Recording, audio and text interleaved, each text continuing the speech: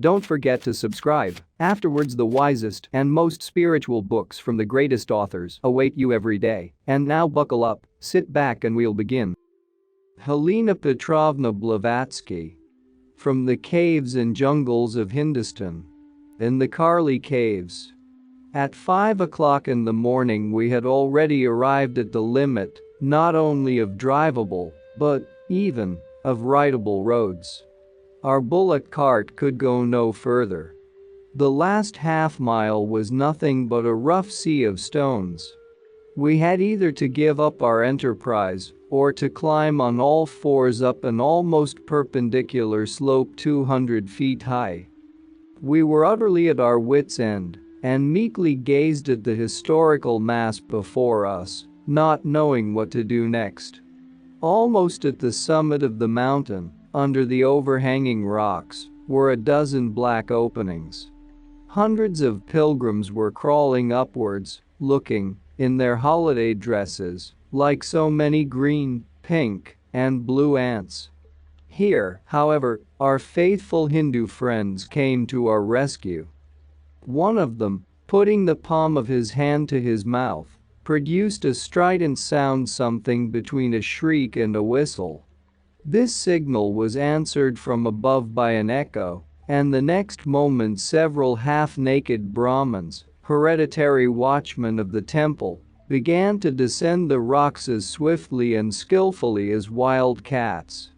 5 minutes later they were with us, fastening round our bodies strong leathern straps, and rather dragging than leading us upwards. Half an hour later, exhausted but perfectly safe, we stood before the porch of the chief temple, which until then had been hidden from us by giant trees and cactuses. This majestic entrance, resting on 4 massive pillars which form a quadrangle, is 52 feet wide and is covered with ancient moss and carvings. Before it stands the lion column, so called from the 4 lions carved as large as nature and seated back to back at its base. Over the principal entrance, its sides covered with colossal male and female figures, is a huge arch, in front of which 3 gigantic elephants are sculptured in relief, with heads and trunks that project from the wall. The shape of the temple is oval. It is 128 feet long and 46 feet wide. The central space is separated on each side from the aisles by 42 pillars, which sustain the cupola-shaped ceiling. Further on is an altar, which divides the first dome from a second one which rises over a small chamber, formerly used by the ancient Aryan priests for an inner secret altar. 2 side passages leading towards it come to a sudden end, which suggests that, once upon a time, either doors or wall were there which exist no longer. Each of the 42 pillars has a pedestal, an octagonal shaft, and a capital, described by Ferguson as of the most exquisite workmanship, representing 2 kneeling elephants surmounted by a god and a goddess. Ferguson further says that this temple, or Chaitya, is older and better preserved than any other in India, and may be assigned to a period about 200 years BC. Because Princip, who has read the inscription on the Silastamba pillar, asserts that the lion pillar was the gift of Ajmitrayukasa, son of Saharavis of Hoti, and another inscription shows that the temple was visited by Dathamahara, otherwise Dathahamini, king of Ceylon, in the 20th year of his reign, that is to say, 163 years before our era.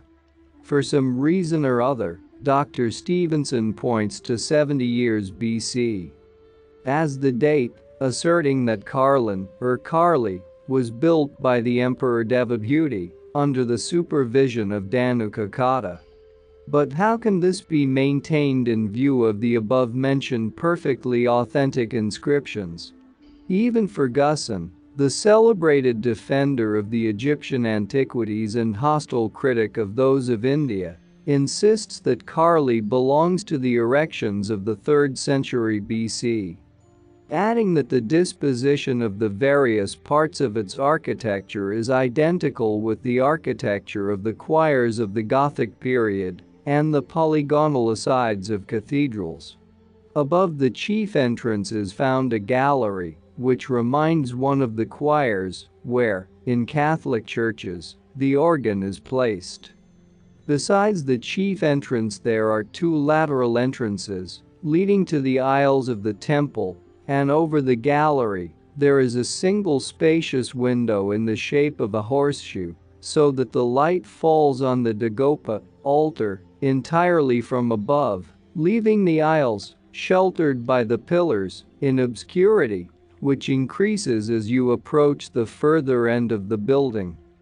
To the eyes of a spectator standing at the entrance, the whole dagopa shines with light, and behind it is nothing but impenetrable darkness, where no profane footsteps were permitted to tread. A figure on the daghopa, from the summit of which Raja priests used to pronounce verdicts to the people, is called Dharma Raja, from Dharma, the Hindu mythos. Above the temple are 2 stories of caves, in each of which are wide open galleries formed by huge carved pillars, and from these galleries, an opening leads to roomy cells and corridors, sometimes very long, but quite useless, as they invariably come to an abrupt termination at solid walls, without the trace of an issue of any kind. The guardians of the temple have either lost the secret of further caves, or conceal them jealously from Europeans. Besides the viharas already described, there are many others, scattered over the slope of the mountain. These temple monasteries are all smaller than the first, but, according to the opinion of some archaeologists, they are much older. To what century or epoch they belong is not known except to a few Brahmins, who keep silence.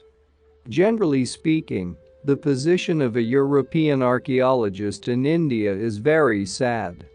The masses, drowned in superstition, are utterly unable to be of any use to him, and the learned Brahmins, initiated into the mysteries of secret libraries and pagodas, do all they can to prevent archaeological research.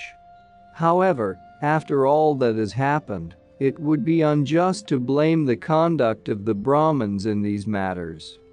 The bitter experience of many centuries has taught them that their only weapons are distrust and circumspection. Without these, their national history and the most sacred of their treasures would be irrevocably lost. Political coups d'etat which have shaken their country to its foundation, Mussulman invasions that proved so fatal to its welfare, the all-destructive fanaticism of Mussulman vandals and of Catholic padres, who are ready for anything in order to secure manuscripts and destroy them all, these form a good excuse for the action of the Brahmins. However, in spite of these manifold destructive tendencies, there exist in many places in India vast libraries capable of pouring a bright and new light, not only on the history of India itself, but also on the darkest problems of universal history. Some of these libraries, filled with the most precious manuscripts, are in the possession of native princes and of pagodas attached to their territories, but the greater part is in the hands of the Jainas, the oldest of Hindu sects, and of the Rajputana Thakurs, whose ancient hereditary castles are scattered all over Rajasthan, like so many eagles' nests on high rocks. The existence of the celebrated collections in Jaisalmer and Patna is not unknown to the government, but they remain wholly beyond its reach. The manuscripts are written in an ancient and now completely forgotten language, intelligible only to the high priests and their initiated librarians. One thick folio is so sacred and inviolable that it rests on a heavy golden chain in the center of the temple of Chintamani in Jaisalmer, and taken down only to be dusted and rebonded at the advent of each new pontiff. This is the work of Samaditya Suruacharya, a great priest of the pre-Musalman time, well known in history. His mantle is still preserved in the temple and forms the robe of initiation of every new high priest. Colonel James Todd, who spent so many years in India and gained the love of the people as well as of the Brahmins, a most uncommon trait in the biography of any Anglo-Indian, has written the only true history of India, but even he was never allowed to touch this folio. Natives commonly believe that he was offered initiation into the mysteries at the price of the adoption of their religion. Being a devoted archaeologist, he almost resolved to do so, but, having to return to England on account of his health, he left this world before he could return to his adopted country, and thus the enigma of this new book of the Sibyl remains unsolved. The Thakkurs of Rajputana, who are said to possess some of the underground libraries, occupy in India position similar to the position of European feudal barons of the Middle Ages. Nominally they are dependent on some of the native princes or on the British government, but de facto they are perfectly independent.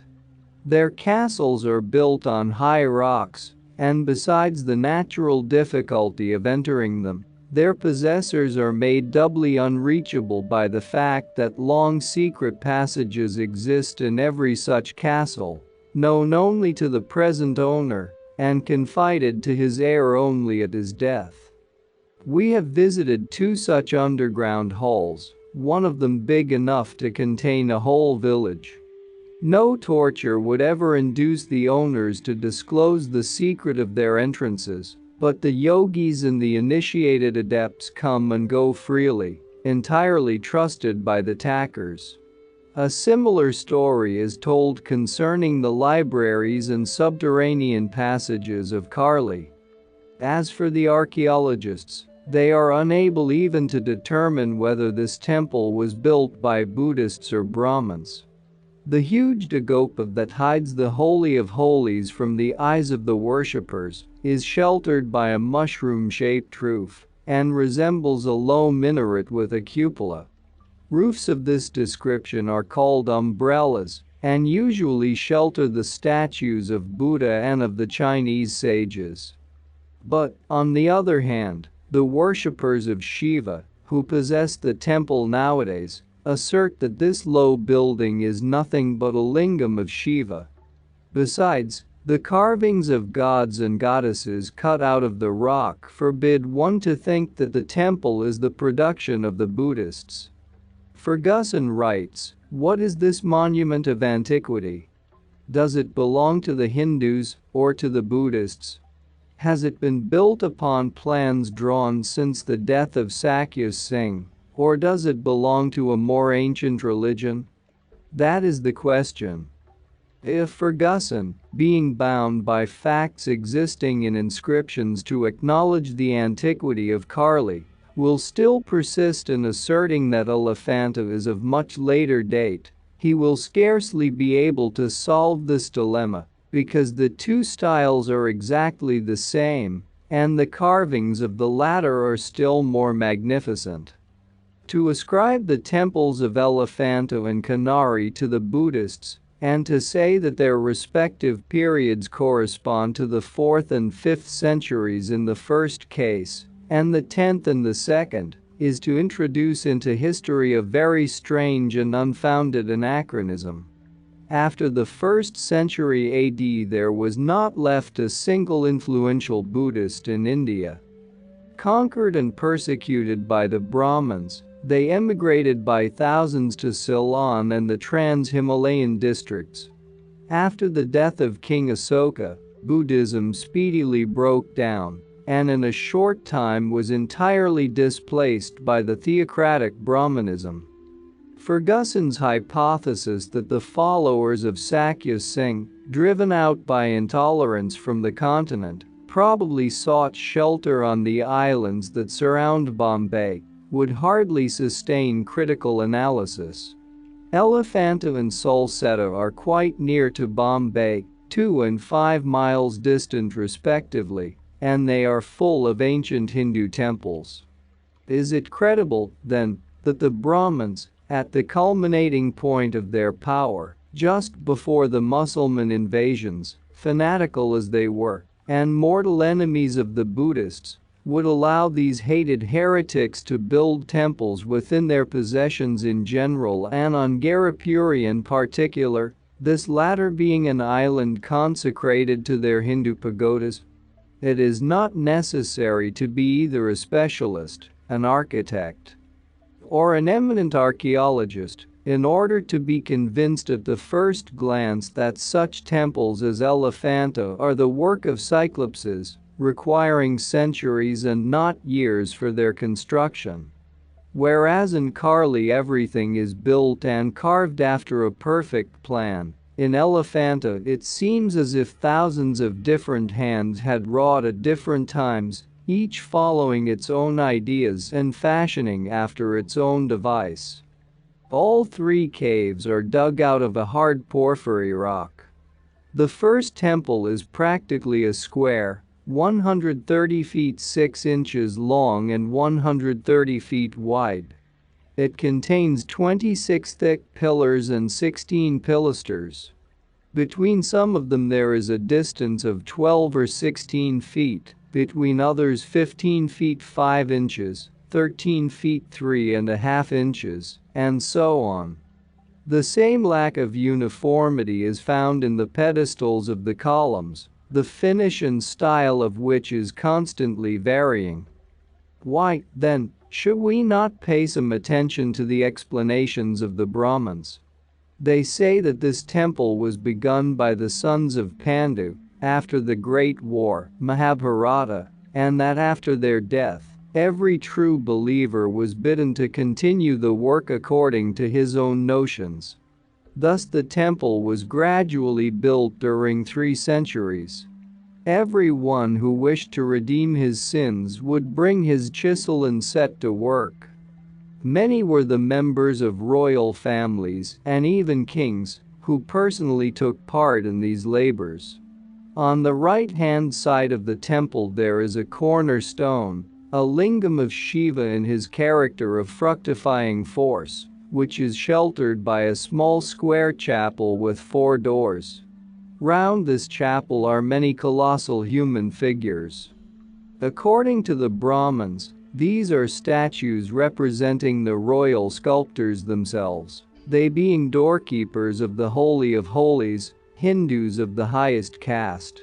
Each of the larger figures leans upon a dwarf representative of the lower castes, which have been promoted by the popular fancy to the rank of demons, pisachas. Moreover, the temple is full of unskillful work.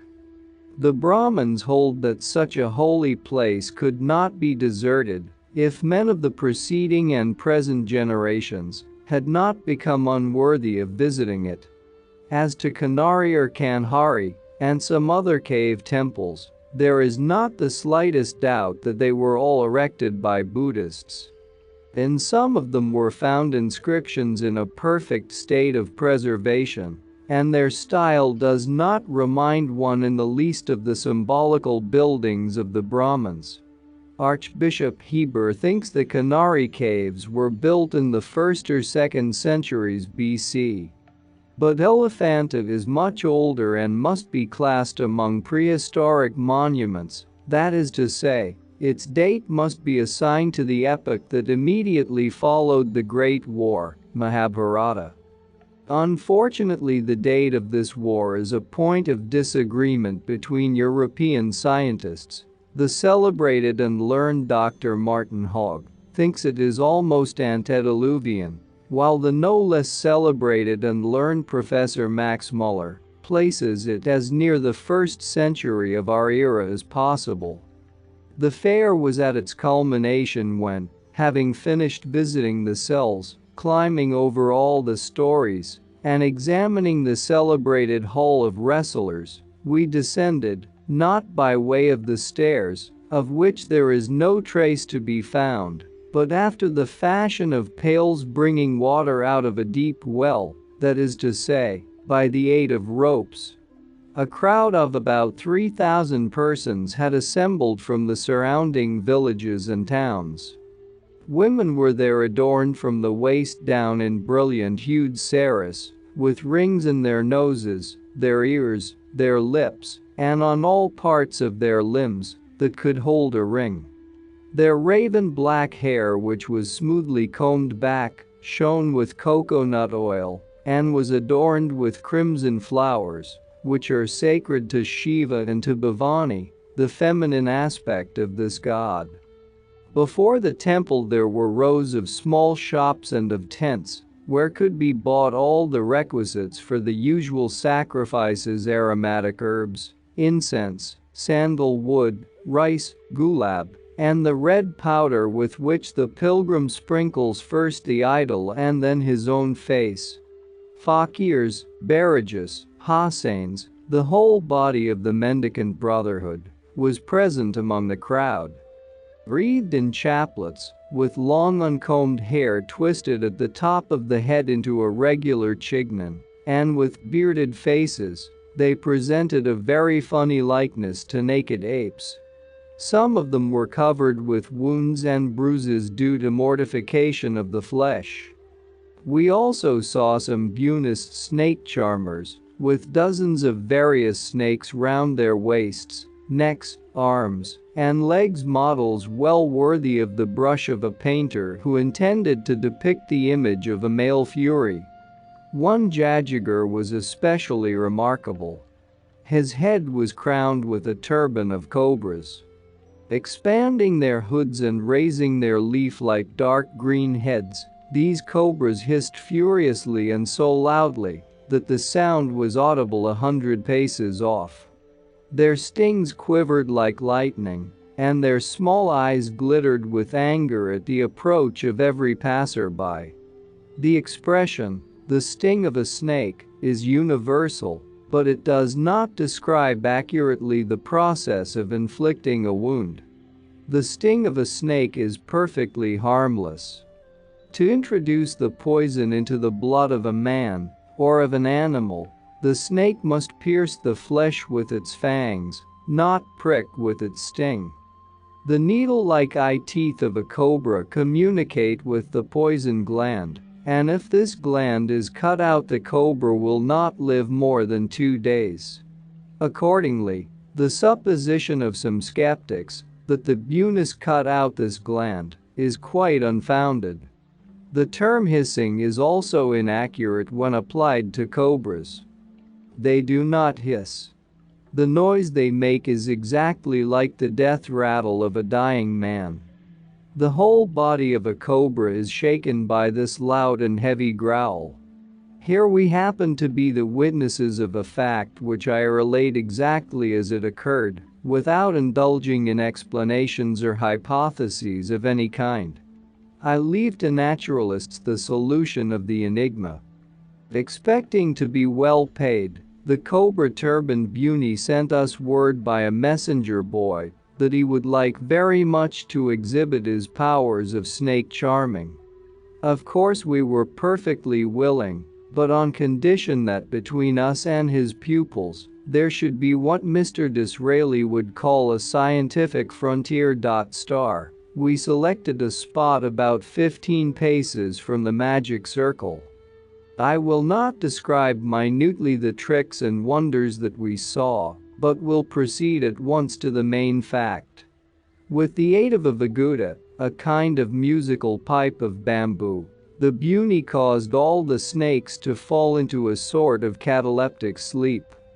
The melody that he played, monotonous, low, and original to the last degree, nearly sent us to sleep ourselves. At all events, we all grew extremely sleepy without any apparent cause. We were aroused from this half-lethargy by our friend Gulab Singh, who gathered a handful of a grass, perfectly unknown to us, and advised us to rub our temples and eyelids with it. Then the Buni produced from a dirty bag a kind of round stone, something like a fish's eye or an onyx with a white spot in the center, not bigger than a 10 kopeck bit. He declared that anyone who bought that stone would be able to charm any cobra. It would produce no effect on snakes of other kinds, paralyzing the creature and then causing it to fall asleep. Moreover, by his account, this stone is the only remedy for the bite of a cobra. You have only to place this talisman on the wound, where it will stick so firmly that it cannot be torn off until all the poison is absorbed into it, when it will fall off of itself, and all danger will be past. Written in 1879. Being aware that the government gladly offers any premium for the invention of a remedy for the bite of the cobra, we did not show any unreasonable interest on the appearance of this stone. In the meanwhile, the Buni began to irritate his cobras. Choosing a cobra 8 feet long, he literally enraged it. Twisting its tail round a tree, the cobra rose and hissed. The Buni quietly let it bite his finger, on which we all saw drops of blood. A unanimous cry of horror arose in the crowd. But Master Buni stuck the stone on his finger and proceeded with his performance. "The poison gland of the snake has been cut out," remarked our New York colonel. "This is a mere farce." As if in answer to this remark, the Buni seized the neck of the cobra and, after a short struggle, fixed a match into its mouth so that it remained open. Then he brought the snake over and showed it to each of us separately, so that we all saw the death-giving gland in its mouth. But our colonel would not give up his first impression so easily. "The gland is in its place right enough," said he, "but how are we to know that it really does contain poison?" Then a live hen was brought forward and, tying its legs together, the Buni placed it beside the snake. But the latter would pay no attention at first to this new victim, but went on hissing at the Buni, who teased and irritated it until at last, it actually struck at the wretched bird. The hen made a weak attempt to cackle, then shuddered once or twice and became still. The death was instantaneous. Facts will remain facts, the most exacting critic and disbeliever notwithstanding. This thought gives me courage to write what happened further. Little by little the cobra grew so infuriated that it became evident the Jajigar himself did not dare to approach it. As if glued to the trunk of the tree by its tail, the snake never ceased diving into space with its upper part and trying to bite everything. A few steps from us was somebody's dog. It seemed to attract the whole of the Buni's attention for some time. Sitting on his haunches, as far as possible from his raging pupil, he stared at the dog with motionless glassy eyes and then began a scarcely audible song. The dog grew restless. Putting his tail between his legs, he tried to escape, but remained, as if fastened to the ground. After a few seconds he crawled nearer and nearer to the Buni, whining, but unable to tear his gaze from the charmer. I understood his object and felt awfully sorry for the dog. But, to my horror, I suddenly felt that my tongue would not move. I was perfectly unable either to get up or even to raise my finger. Happily this fiendish scene was not prolonged. As soon as the dog was near enough, the cobra bit him. The poor animal fell on his back, made a few convulsive movements with his legs, and shortly died. We could no longer doubt that there was poison in the gland. In the meanwhile the stone had dropped from the Buni's finger, and he approached to show us the healed member. We all saw the trace of the prick, a red spot not bigger than the head of an ordinary pin. Next he made his snakes rise on their tails and, Holding the stone between his first finger and thumb, he proceeded to demonstrate its influence on the cobras. The nearer his hand approached to the head of the snake, the more the reptile's body recoiled. Looking steadfastly at the stone, they shivered and, one by one, dropped as if paralyzed. The Buni then made straight for our skeptical colonel and made him an offer to try the experiment himself. We all protested vigorously, but he would not listen to us and chose a cobra of a very considerable size. Armed with the stone, the colonel bravely approached the snake. For a moment I positively felt petrified with fright. Inflating its hood, the cobra made an attempt to fly at him, then suddenly stopped short and, after a pause, began following with all its body the circular movements of the colonel's hand. When he put the stone quite close to the reptile's head, the snake staggered as if intoxicated, its hissing grew weak, its hood dropped helplessly on both sides of its neck, and its eyes closed. Drooping lower and lower, the snake fell at last on the ground like a stick and slept. Only then did we breathe freely. Taking the sorcerer aside, we expressed our desire to buy the stone, to which he easily assented and, to our great astonishment, asked for it only 2 rupees. This talisman became my own property and I still keep it. The Buni asserts, and our Hindu friends confirm the story, that it is not a stone but an excrescence. It is found in the mouth of one cobra in 100, between the bone of the upper jaw and the skin of the palate. This stone is not fastened to the skull, but hangs, wrapped in skin, from the palate, and so is very easily cut off, but after this operation the cobra is said to die. If we are to believe Bishwanath, for that was our sorcerer's name, this excrescence confers upon the cobra who possesses it a rank of king over the rest of his kind. Such a cobra, said the Buni, is like a Brahman, a Dwija Brahman amongst Shudras, they all obey him. There exists, moreover, a poisonous toad that also, sometimes, possesses this stone, but its effect is much weaker. To destroy the effect of a cobra's poison, you must apply the toad's stone not later than 2 minutes after the infliction of the wound, but the stone of a cobra is effectual to the last. Its healing power is certain, as long as the heart of the wounded man has not ceased to beat. Bidding us goodbye, the Buni advised us to keep the stone in a dry place and never to leave it near a dead body, also, to hide it during the sun and moon eclipses, otherwise, said he, it will lose all its power. In case we were bitten by a mad dog, he said, we were to put the stone into a glass of water and leave it there during the night. Next morning, the sufferer was to drink the water and then forget all danger. He is a regular devil and not a man, exclaimed our colonel, as soon as the Buni had disappeared on his way to a Shiva temple, where, by the way, we were not admitted. As simple a mortal as you or I, remarked the Rajput with a smile, and, what is more, he is very ignorant.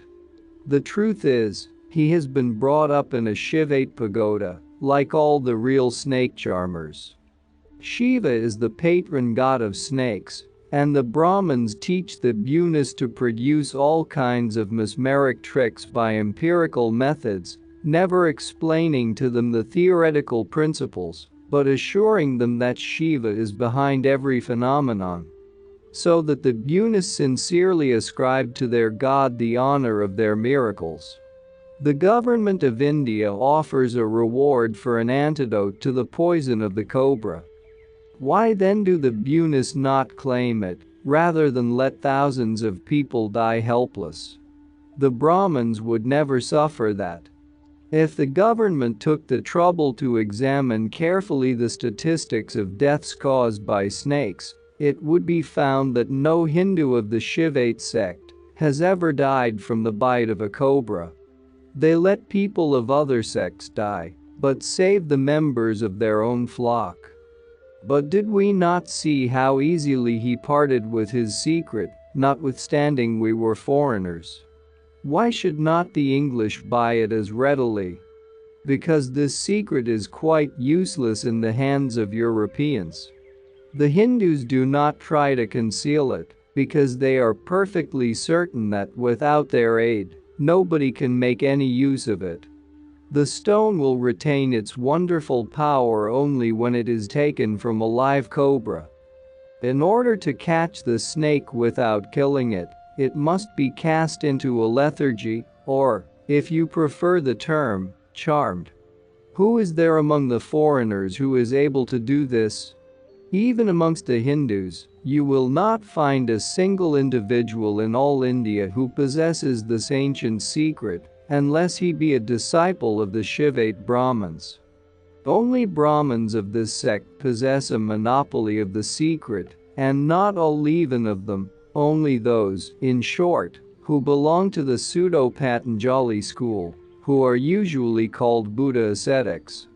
Now there exist, scattered over the whole of India, only about half a dozen of their pagoda schools, and the inmates would rather part with their very lives than with their secret.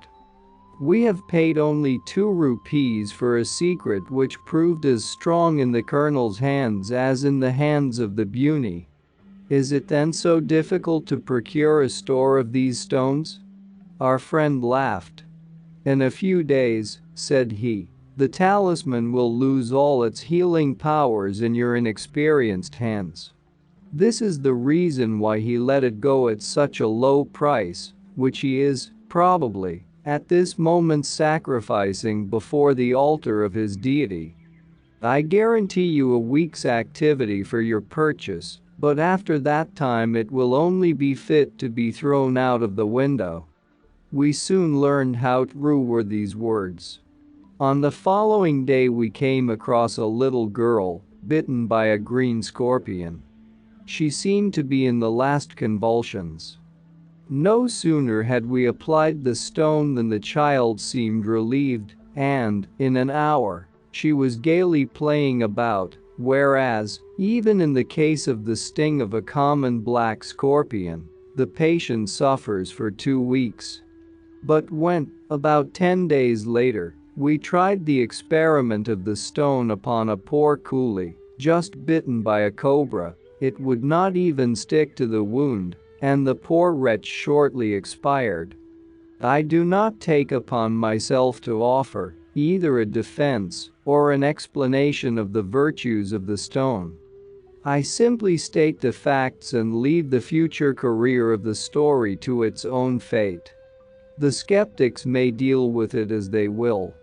Yet I can easily find people in India who will bear witness to my accuracy. In this connection I was told a funny story. When Dr. now Sir J. Ferrer, who lately published his Thanatophytia, a book on the venomous snakes of India, a work well known throughout Europe, he categorically stated in it his disbelief in the wondrous snake charmers of India. However, about a fortnight or so after the book appeared amongst the Anglo-Indians, a cobra bit his own cook. A Buni, who happened to pass by, readily offered to save the man's life.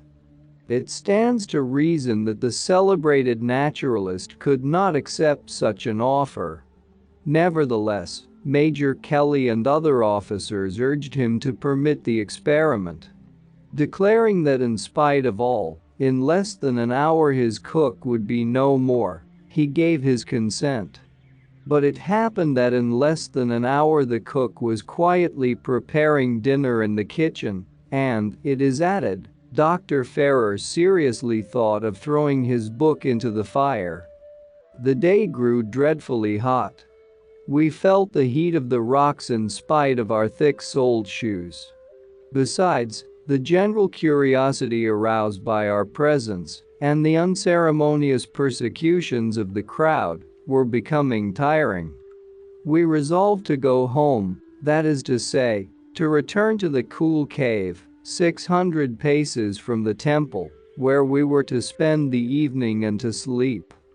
We would wait no longer for our Hindu companions, who had gone to see the fair, and so we started by ourselves.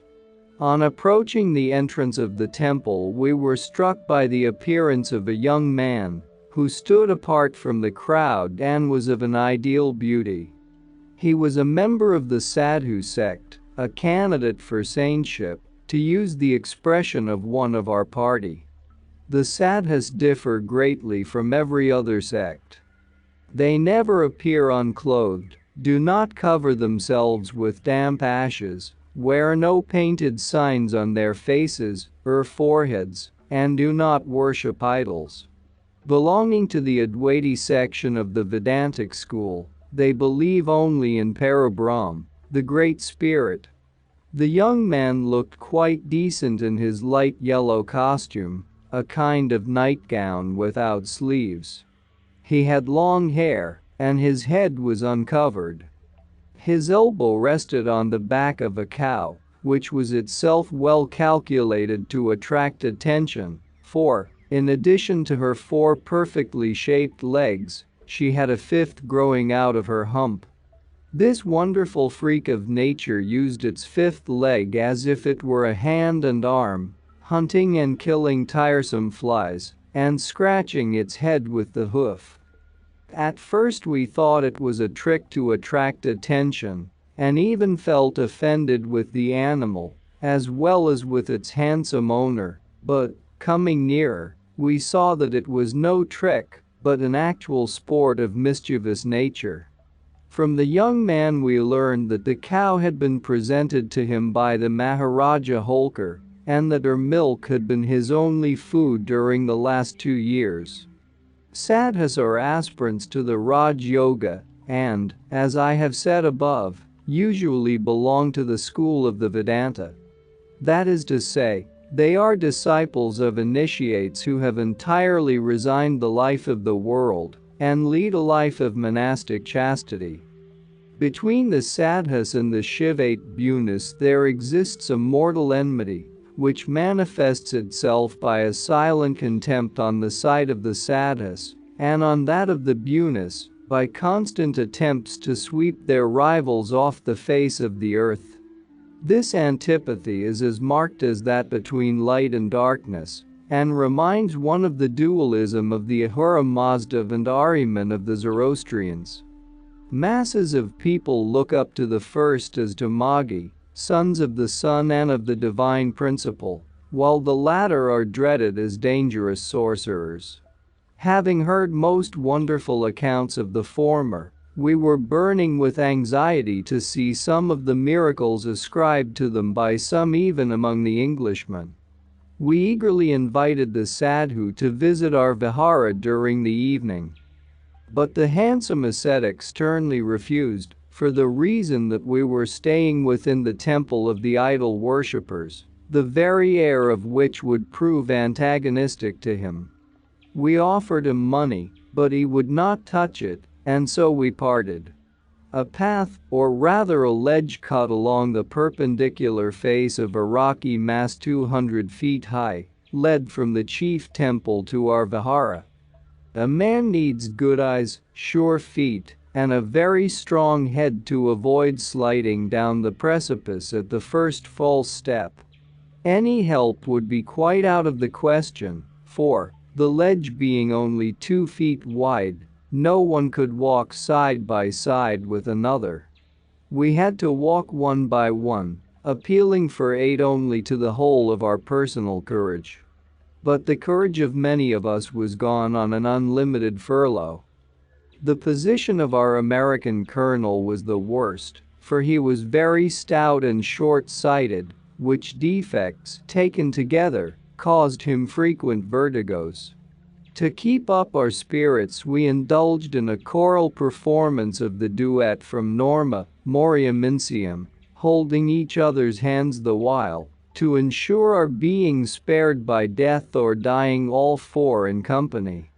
But the colonel did not fail to frighten us nearly out of our lives. We were already halfway up to the cave when he made a false step, staggered, lost hold of my hand, and rolled over the edge. We three, having to clutch the bushes and stones, were quite unable to help him. A unanimous cry of horror escaped us, but died away as we perceived that he had succeeded in clinging to the trunk of a small tree, which grew on the slope a few steps below us. Fortunately, we knew that the colonel was good at athletics and remarkably cool in danger. Still, the moment was a critical one. The slender stem of the tree might give way at any moment. Our cries of distress were answered by the sudden appearance of the mysterious sadhu with his cow. They were quietly walking along about 20 feet below us, on such invisible projections of the rock that a child's foot could barely have found room to rest there, and they both traveled as calmly, and even carelessly, as if a comfortable causeway were beneath their feet, instead of a vertical rock. The sadhu called out to the colonel to hold on, and to us to keep quiet. He patted the neck of his monstrous cow, and untied the rope by which he was leading her. Then, with both hands he turned her head in our direction, and clucking with his tongue, he cried, "Chal! Go!" With a few wild goat-like bounds the animal reached our path, and stood before us motionless. For the sadhu himself, his movements were as swift and as goat-like. In a moment he had reached the tree, tied the rope round the colonel's body, and put him on his legs again. Then, rising higher, with one effort of his strong hand he hoisted him up to the path. Our colonel was with us once more, rather pale, and with the loss of his pince-nez, but not of his presence of mind. An adventure that had threatened to become a tragedy ended in a farce. "What is to be done now?" was our unanimous inquiry. "We cannot let you go alone any further. In a few moments it will be dark and we shall be lost," said Mr. Y, the colonel's secretary. And, indeed, the sun was dipping below the horizon, and every moment was precious. In the meanwhile, the sadhu had fastened the rope round the cow's neck again and stood before us on the pathway, evidently not understanding a word of our conversation. His tall, slim figure seemed as if suspended in the air above the precipice. His long, black hair, floating in the breeze, alone showed that in him we beheld a living being and not a magnificent statue of bronze. Forgetting our recent danger and our present awkward situation, Miss X, who was a born artist, exclaimed, "Look at the majesty of that pure profile, observe the pose of that man. How beautiful are his outlines seen against a golden and blue sky. One would say, a Greek Adonis, not a Hindu." But the Adonis in question put a sudden stop to her ecstasy. He glanced at Miss X with half-pitying, half-kindly, laughing eyes, and said with his ringing voice in Hindi, "Bara Sahib cannot go any further without the help of someone else's eyes. Sahib's eyes are his enemies. Let the Sahib ride on my cow. She cannot stumble. I ride on a cow, and a 5-legged one at that? Never!" exclaimed the poor colonel, with such a helpless air, nevertheless, that we burst out laughing. "It will be better for Sahib to sit on a cow than to lie on a chitta, the pyre on which dead bodies are burned," remarked the sadhu with modest seriousness. "Why call forth the hour which has not yet struck?" The colonel saw that argument was perfectly useless, and we succeeded in persuading him to follow the sadhu's advice, who carefully hoisted him on the cow's back, then, recommending him to hold on by the fifth leg, he led the way. We all followed to the best of our ability. In a few minutes more we were on the veranda of our vihara, where we found our Hindu friends, who had arrived by another path. We eagerly related all our adventures and then looked for the sadhu, but, in the meanwhile, he had disappeared together with his cow. "Do not look for him. He is gone by a road known only to himself," remarked Gulab Singh carelessly. "He knows you are sincere in your gratitude, but he would not take your money. He is a sadhu, not a buni," added he proudly. We remembered that it was reported this proud friend of ours also belonged to the sadhu sect. "Who can tell," whispered the colonel in my ear, "whether these reports are mere gossip or the truth? Sadhu Nanaka must not be confounded with Guru Nanaka, a leader of the Sikhs. The former are Advaitas, the latter monotheists. The Advaitas believe only in an impersonal deity named Parabrahm." In the chief hall of the vihara was a life-sized statue of Bhavani, the feminine aspect of Shiva. From the bosom of this Devaki streams forth the pure cold water of a mountain spring, which falls into a reservoir at her feet. Around it lay heaps of sacrificial flowers, rice, betel leaves and incense. This hall was, in consequence, so damp that we preferred to spend the night on the veranda in the open air, hanging, as it were, between sky and earth, and lit from below by numerous fires kept burning all the night by Gulab Singh's servants, to scare away wild beasts, and, from above, by the light of the full moon. A supper was arranged after the Eastern fashion, on carpets spread upon the floor, and with thick banana leaves for plates and dishes. The noiselessly gliding steps of the servants, more silent than ghosts, their white muslins and red turbans, the limitless depths of space, lost in waves of moonlight, before us, and behind, the dark vaults of ancient caves, dug out by unknown races, in unknown times, in honor of an unknown prehistoric religion. All these, our surroundings, transported us into a strange world and into distant epochs far different from our own. We had before us representatives of 5 different peoples, 5 different types of costume, each quite unlike the others. All 5 are known to us in ethnography under the generic name of Hindus. Similarly, eagles, condors, hawks, vultures, and owls are known to ornithology as birds of prey, but the analogous differences are as great. Each of these 5 companions, a Rajput, a Bengali, a Madrasi, a Sinhalese and a Marathi, is a descendant of a race, the origin of which European scientists have discussed for over half a century without coming to any agreement. Rajputs are called Hindus and are said to belong to the Aryan race, but they call themselves Suryavansa, that is to say, descendants of Surya or the sun. The Brahmins derived their origin from Indu, the moon, and are called Injavansa, Indu, Soma, or Chandra, meaning moon in Sanskrit.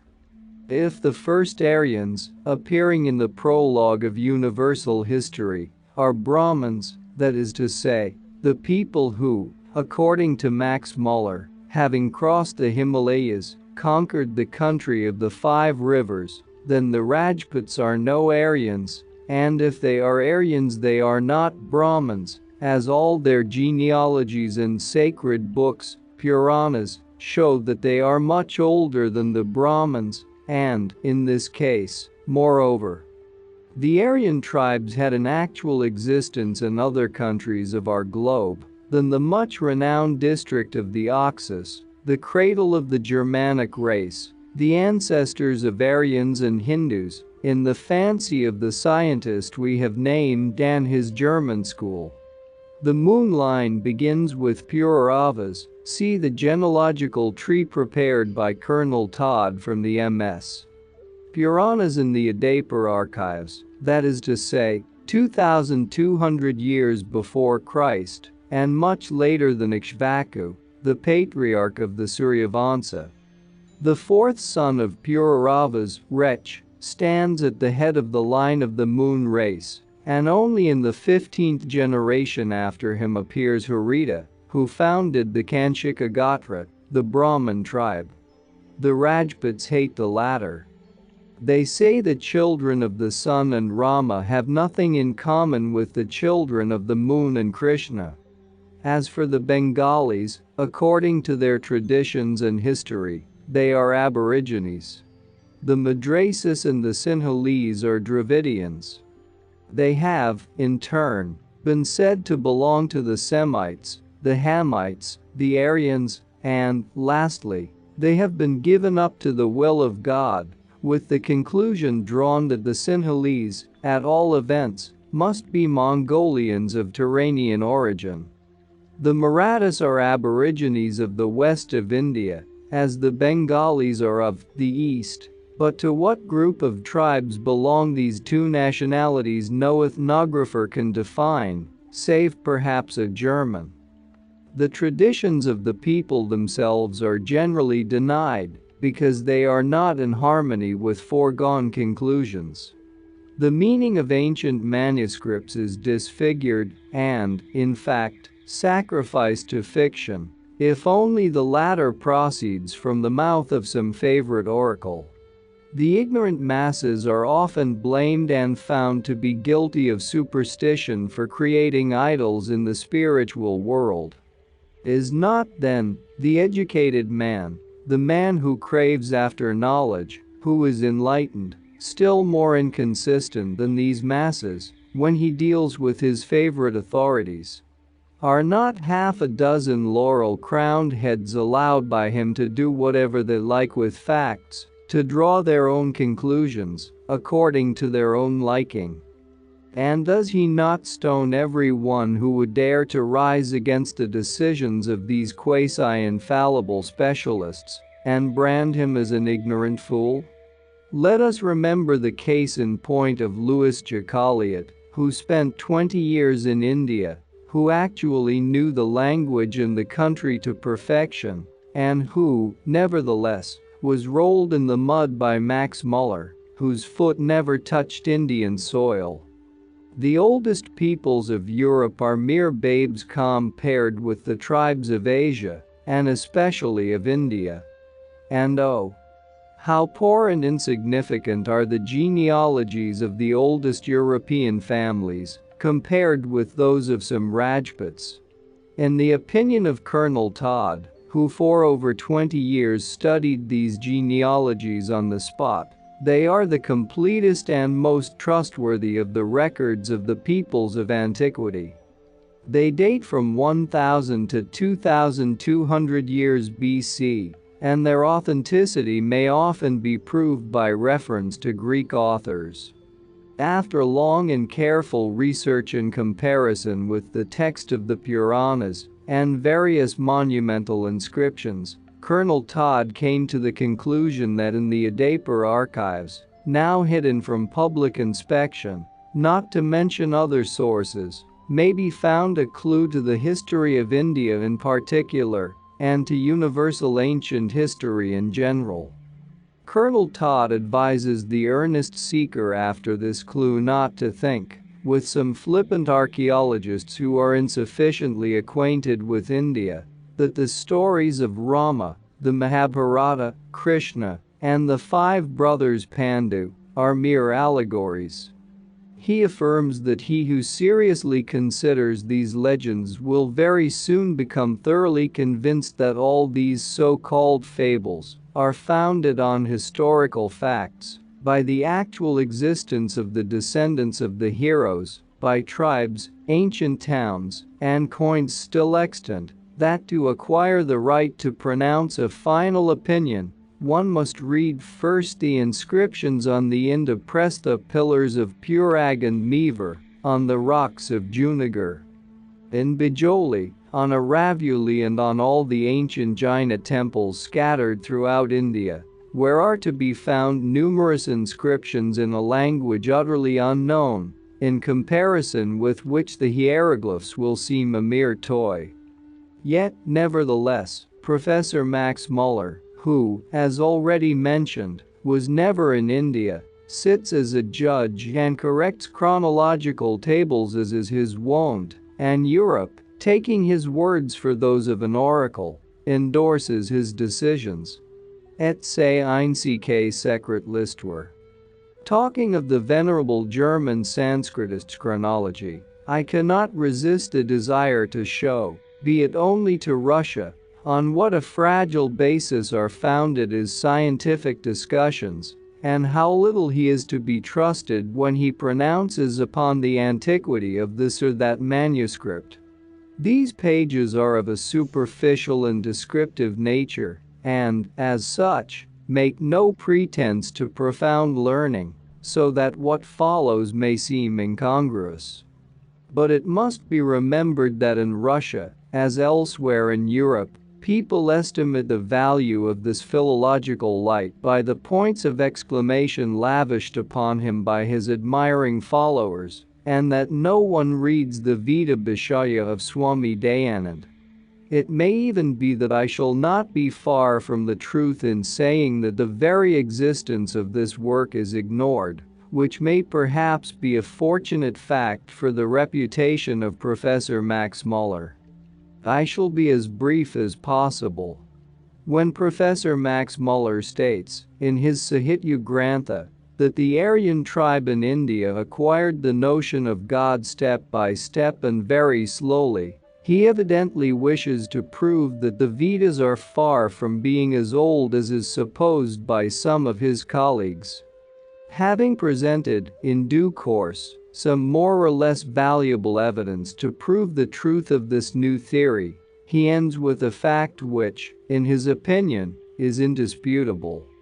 He points to the word Hiranyagarbha in the mantrams, which he translates by the word gold, and adds that, as the part of the Vedas called Chanda appeared 3,100 years ago, the part called mantrams could not have been written earlier than 2,900 years ago. Let me remind the reader that the Vedas are divided into two parts: Chandas slokas, verses, etc., and mantrams prayers and rhythmical hymns, which are, at the same time, incantations used in white magic. Professor Max Muller divides the mantram, Agnihi Purvadhihi, etc., philologically and chronologically, and, finding in it the word Hiranyagarbha, he denounces it as an anachronism. The ancients, he says, had no knowledge of gold, and, therefore, if gold is mentioned in this mantram, it means that the mantram was composed at a comparatively modern epoch, and so on. But here the illustrious Sanskritist is very much mistaken. Swami Dayanand and other pandits, who sometimes are far from being Dayanand's allies, maintain that Professor Max Muller has completely misunderstood the meaning of the term Hiranya. Originally it did not mean, and, when united to the word Garbha, even now does not mean, gold. So all the professor's brilliant demonstrations are labor in vain. The word Hiranya in this mantra must be translated divine light, mystically a symbol of knowledge. Analogically, the alchemists used the term sublimated gold for light and hoped to compose the objective metal out of its rays. The two words, Hiranyagarbha, taken together, mean, literally, the radiant bosom, and, when used in the Vedas, designate the first principle, in whose bosom, like gold in the bosom of the earth, rests the light of divine knowledge and truth, the essence of the soul liberated from the sins of the world. In the mantrams, as in the chandas, one must always look for a double meaning. One, a metaphysical one, purely abstract, and two, one as purely physical, for everything existing upon the earth is closely bound to the spiritual world, from which it proceeds, and by which it is reabsorbed. For instance, Indra, the god of thunder, Surya, the sun god, Vayu, god of the wind, and Anai, god of fire, all four depending on this first divine principle, expand, according to the mantram from Hiranyagarbha, the radiant bosom.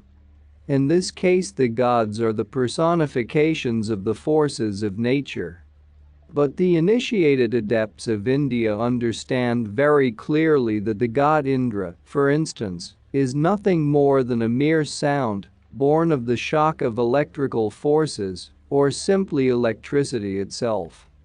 Surya is not the god of the sun, but simply the center of fire in our system, the essence whence come fire, warmth, light, and so on, the very thing, namely, which no European scientist, steering an even course between Tyndall and Schopfer, has, as yet, defined.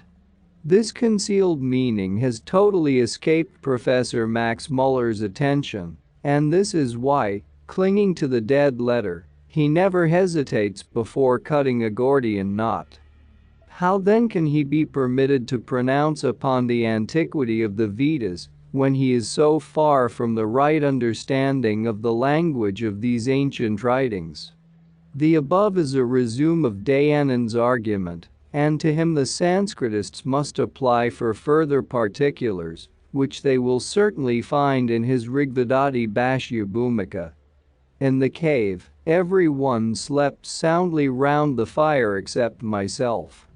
None of my companions seemed to mind in the least either the hum of the thousand voices of the fair, or the prolonged far-away roar of the tigers rising from the valley, or even the loud prayers of the pilgrims who passed to and fro all night long, never fearing to cross the steep passage which, even by daylight, caused us such perplexity. They came in parties of twos and threes, and sometimes there appeared a lonely unescorted woman.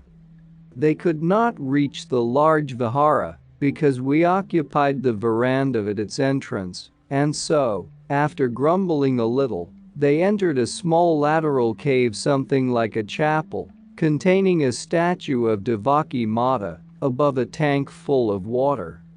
Each pilgrim prostrated himself for a time, then placed his offering at the feet of the goddess and bathed in the holy waters of purification, or, at the least, sprinkled some water over his forehead, cheeks, and breast.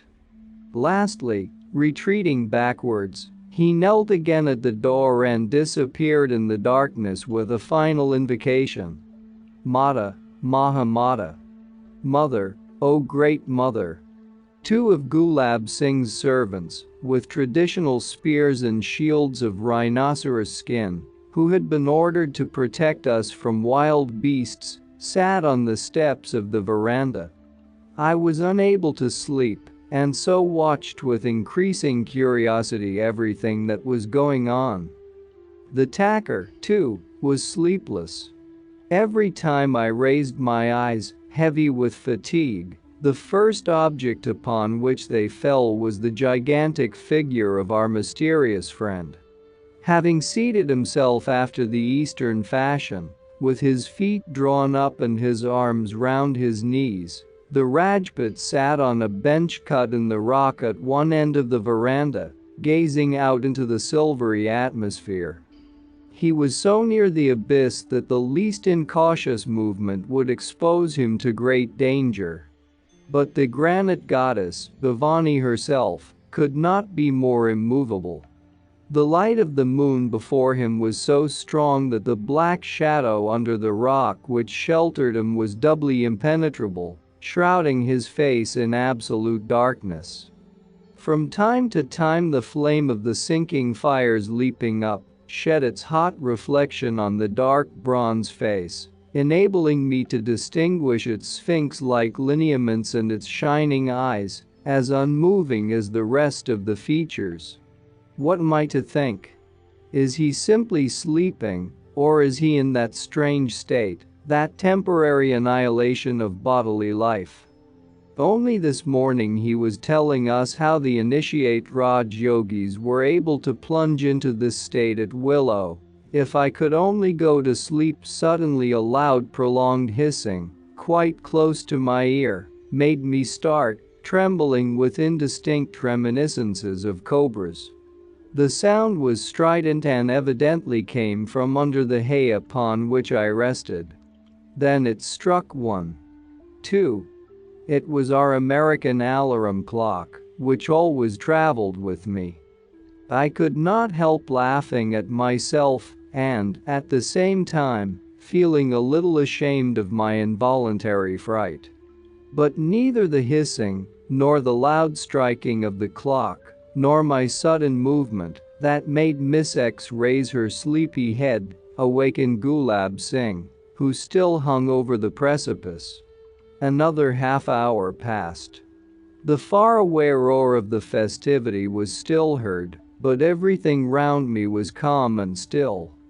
Sleep fled further and further from my eyes.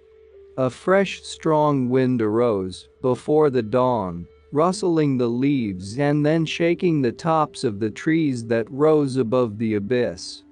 My attention became absorbed by the group of 3 Rajputs before me, by it 2 shield bearers and their master.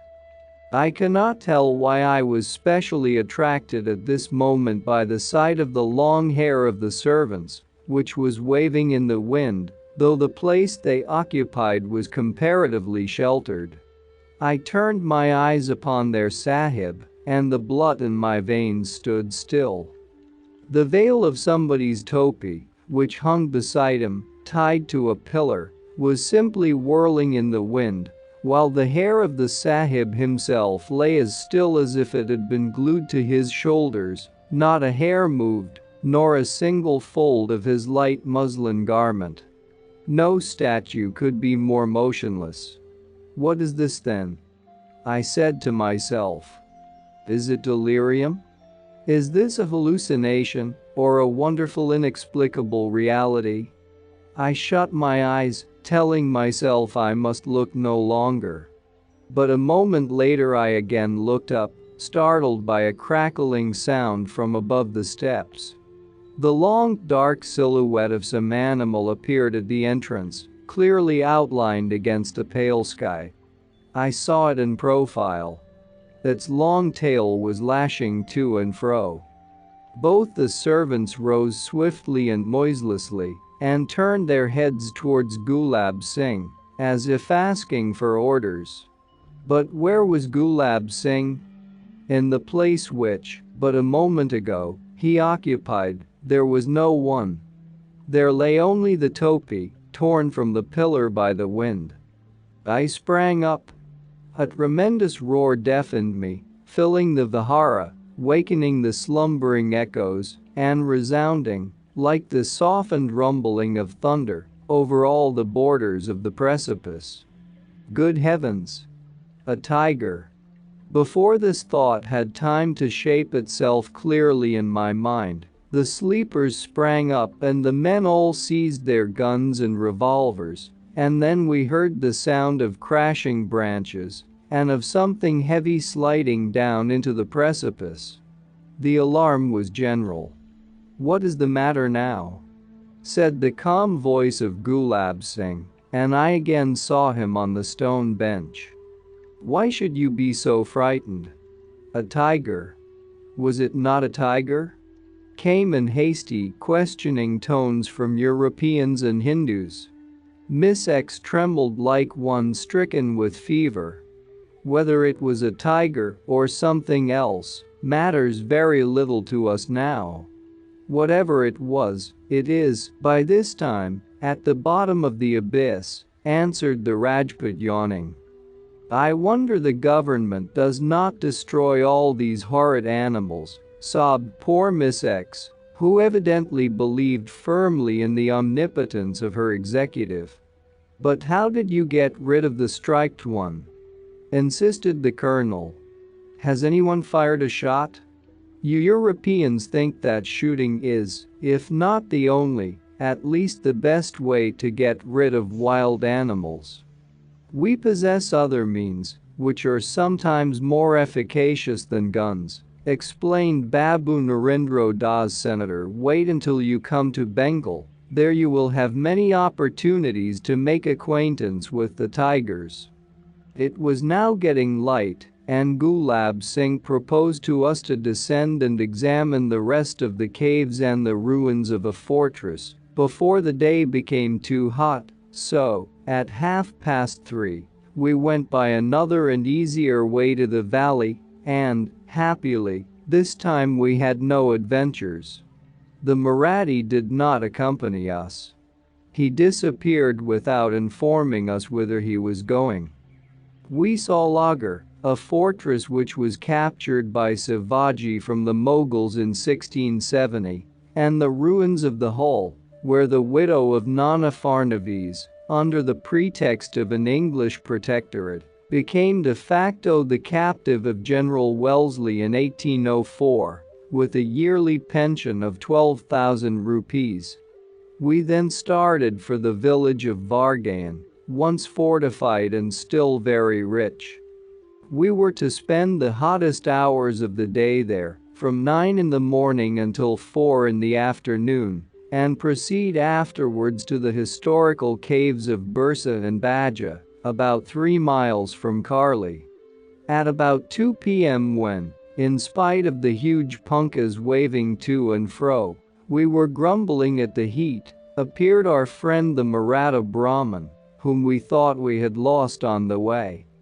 Accompanied by half a dozen Daknas, inhabitants of the Deccan Plateau, he was slowly advancing, seated almost on the ears of his horse, which snorted and seemed very unwilling to move. When he reached the veranda and jumped down, we saw the reason of his disappearance. Across the saddle was tied a huge tiger, whose tail dragged in the dust. There were traces of dark blood in his half-opened mouth. He was taken from the horse and laid down by the doorstep. Was it our visitor of the night before? I looked at Gulab Singh. He lay on a rug in a corner, resting his head on his hand and reading. He knitted his brows slightly, but did not say a word. The Brahmin who had just brought the tiger was very silent too, watching over certain preparations, as if making ready for some solemnity. We soon learned that, in the eyes of a superstitious people, what was about to happen was a solemnity indeed. A bit of hair cut from the skin of a tiger that has been killed, neither by bullet nor by knife, but by a word, is considered the best of all talismans against his tribe. This is a very rare opportunity, explained the Marathi. It is very seldom that one meets with a man who possesses the word. Yogis and sadhus do not generally kill wild animals, thinking it sinful to destroy any living creature, be it even a cobra or a tiger, so they simply keep out of the way of noxious animals. There exists only one brotherhood in India whose members possess all secrets, and from whom nothing in nature is concealed. Here is the body of the tiger to testify that the animal was not killed with a weapon of any kind, but simply by the word of Gulab Lal Singh. I found it, very easily, in the bushes exactly under our vihara, at the foot of the rock over which the tiger had rolled, already dead. Tigers never make false steps. Gulab Lal Singh, you are a Raj Yogi, and I salute you," added the proud Brahmin, kneeling before the tacker. "Do not use vain words, Krishna Rao," interrupted Gulab Singh. "Get up, do not play the part of a Shudra. I obey you, Sahib, but, forgive me, I trust my own judgment." No Raj Yogi ever yet acknowledged his connection with the Brotherhood since the time Mount Abu came into existence. And he began distributing bits of hair taken from the dead animal. No one spoke I gazed curiously at the group of my fellow travelers. The colonel, president of our society, sat with downcast eyes, very pale. His secretary, Mr. Y, lay on his back, smoking a cigar and looking straight above him, with no expression in his eyes. He silently accepted the hair and put it in his purse. The Hindus stood round the tiger, and the Sinhalese traced mysterious signs on its forehead. Gulab Singh continued quietly reading his book. The Birza cave, about 6 miles from Vargaon, is constructed on the same plan as Karli. The vault-like ceiling of the temple rests upon 26 pillars, 18 feet high, and the portico on 4, 28 feet high. Over the portico are carved groups of horses, oxen, and elephants, of the most exquisite beauty. The hall of initiation is a spacious oval room, with pillars and 11 very deep cells cut in the rock. The Bajra caves are older and more beautiful. Inscriptions may still be seen showing that all these temples were built by Buddhists, or, rather, by Jainas. Modern Buddhists believe in one Buddha only, Gautama, prince of Kapilavastu, 6 centuries before Christ, whereas the Jainas recognize a Buddha in each of their 24 divine teachers, Tirthankaras, the last of whom was the guru, teacher, of Gautama. This disagreement is very embarrassing when people try to conjecture the antiquity of this or that vihara or chaitya. The origin of the Jaina sect is lost in the remotest, unfathomed antiquity, so the name of Buddha, mentioned in the inscriptions, may be attributed to the last of the Buddhas as easily as to the first, who lived, see Todd's genealogy, a long time before 2200 BC. One of the inscriptions in the Bhaira cave, for instance, in cuneiform characters, says, "From an ascetic and Nasik to the one who is worthy, to the holy Buddha, purified from sins, heavenly and great." This tends to convince scientists that the cave was cut out by Buddhists. Another inscription, in the same cave, but over another cell, contains the following: "An agreeable offering of a small gift to the moving force life, to the mind principle soul, the well-beloved material body, fruit of Manu, priceless treasure, to the highest, and here present, heavenly." Of course, the conclusion is drawn that the building does not belong to the Buddhists, but to the Brahmins, who believe in Manu. Here are 2 more inscriptions from Bajra caves. An agreeable gift of the symbol and vehicle of the purified Saka Saka. Gift of the vehicle of Radha, wife of Krishna, symbol of perfection to Sugata who is gone forever. Sugata, again, is one of the names of Buddha. A new contradiction. It was somewhere here, in the neighborhood of Vargaon, that the Marathas seized Captain Vaughan and his brother, who were hanged after the Battle of Kirki. Next morning we drove to Chinchur, or, as it is called here, Chinkad. This place is celebrated in the annals of the Deccan.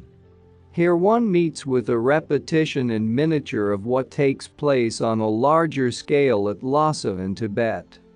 As Buddha incarnates in every new Dalai Lama, so, here, Ganpati, Ganesha, the god of wisdom with the elephant's head, is allowed by his father Shiva to incarnate in the eldest son of a certain Brahmin family.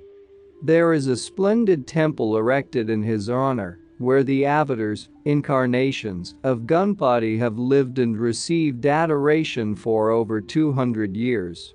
This is how it happened. About 250 years ago, a poor Brahmin couple were promised, in sleep, by the god of wisdom that he would incarnate in their eldest son. The boy was named Maroba, one of the god's titles, in honor of the deity.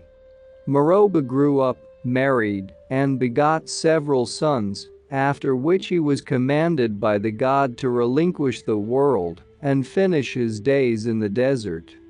There, during 22 years, according to the legend, Meroba wrought miracles, and his fame grew day by day.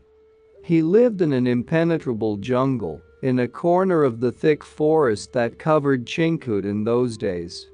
Ganpati appeared to him once more and promised to incarnate in his descendants for 7 generations. After this there was no limit to his miracles, so that the people began to worship him and ended by building a splendid temple for him. At last Meroba gave orders to the people to bury him alive, in a sitting posture, with an open book in his hands, and never to open his grave again under penalty of his wrath and maledictions. After the burial of Meroba, Ganpati incarnated in his firstborn, who began a conjuring career in his turn. So that Meroba Doi was replaced by Chintaman Doi. This latter god had 8 wives and 8 sons. The tricks of the eldest of these sons, Narayan Doi, became so celebrated that his fame reached the ears of the Emperor Alamgir. In order to test the extent of his deification, Alamgir sent him a piece of a cow's tail wrapped in rich stuffs and coverings. Now, to touch the tail of a dead cow is the worst of all degradations for a Hindu. On receiving it, Narayan sprinkled the parcel with water, and, when the stuffs were unfolded, there was found enclosed in them a nosegay of white syringa, instead of the ungodly tail. This transformation rejoiced the emperor so much that he presented the god with 8 villages to cover his private expenses. Narayan's social position and property were inherited by Chintaman Do2, whose heir was Dharmadhar, and, lastly, Narayan too came into power. He drew down the malediction of Ganpati by violating the grave of Meroba. That is why his son, the last of the gods, is to die without issue. When we saw him he was an aged man, about 90 years old. He was seated on a kind of platform. His head shook and his eyes idiotically stared without seeing us, the result of his constant use of opium. On his neck, ears, and toes shone precious stones, and all around were spread offerings. We had to take off our shoes before we were allowed to approach this half-ruined relic. On the evening of the same day we returned to Bombay. 2 days later we were to start on our long journey to the northwest provinces, and our route promised to be very attractive. We were to see Nasik, one of the few towns mentioned by Greek historians, its caves, and the Tower of Rama, to visit Allahabad, the ancient Prayaga, the metropolis of the Moon dynasty, built at the confluence of the Ganges and Jumna, Benares, the town of 5,000 temples and as many monkeys, Kanpur, notorious for the bloody revenge of Nana Sahib, the remains of the city of the sun, destroyed, according to the computations of Colebrook, 6,000 years ago, Agra and Delhi, and then, having explored Rajasthan with its 1,000 Takar castles, fortresses, ruins, and legends, we were to go to Lahore, the metropolis of the Punjab, and, lastly, to stay for a while in Amritsar. There, in the Golden Temple, built in the center of the Lake of Immortality, was to be held the first meeting of the members of our society, Brahmins, Buddhists, Sikhs, etc. In a word, the representatives of the 1001 sects of India, who all sympathized, more or less, with the idea of the brotherhood of humanity of our Theosophical Society. Vanished glories. Benares, Prayaga, now Allahabad, Nasik, Hardwar, Badrinath, Mathura, of these were the sacred places of prehistoric India which we were to visit one after the other, but to visit them, not after the usual manner of tourists of old so, with a cheap guidebook in our hands and a cicerone to weary our brains and wear out our legs. We were well aware that all these ancient places are thronged with traditions and overgrown with the weeds of popular fancy, like ruins of ancient castles covered with ivy, that the original shape of the building is destroyed by the cold embrace of these parasitic plants, and that it is as difficult for the archaeologist to form an idea of the architecture of the once perfect edifice, judging only by the heaps of disfigured rubbish that cover the country, as for us to select from out the thick mass of legends good wheat from weeds. No guides and no cicerone could be of any use whatever to us. The only thing they could do would be to point out to us places where once there stood a fortress, a castle, a temple, a sacred grove, or a celebrated town, and then to repeat legends which came into existence only lately, under the Mussulman rule. As to the undisguised truth, the original history of every interesting spot, we should have had to search for these by ourselves, assisted only by our own conjectures.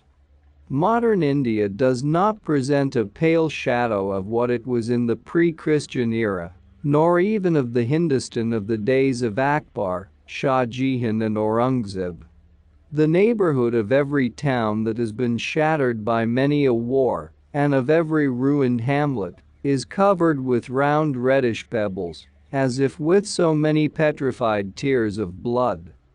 But, in order to approach the iron gate of some ancient fortress, it is not over natural pebbles that it is necessary to walk, but over the broken fragments of some older granite remains, under which, very often, rest the ruins of a third town, still more ancient than the last. Modern names have been given to them by Mussulmans, who generally built their towns upon the remains of those they had just taken by assault. The names of the latter are sometimes mentioned in the legends, but the names of their predecessors had completely disappeared from the popular memory even before the Mussulman invasion. Will a time ever come for these secrets of the centuries to be revealed?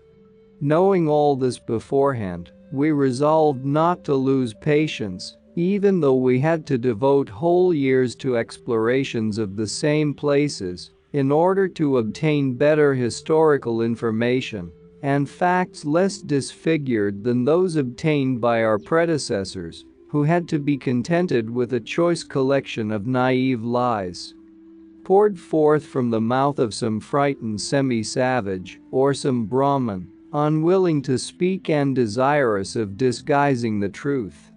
As for ourselves, we were differently situated. We were helped by a whole society of educated Hindus who were as deeply interested in the same questions as ourselves. Besides, we had a promise of the revelation of some secrets and the accurate translation of some ancient chronicles that had been preserved as if by a miracle. The history of India has long since faded from the memories of her sons and is still a mystery to her conquerors.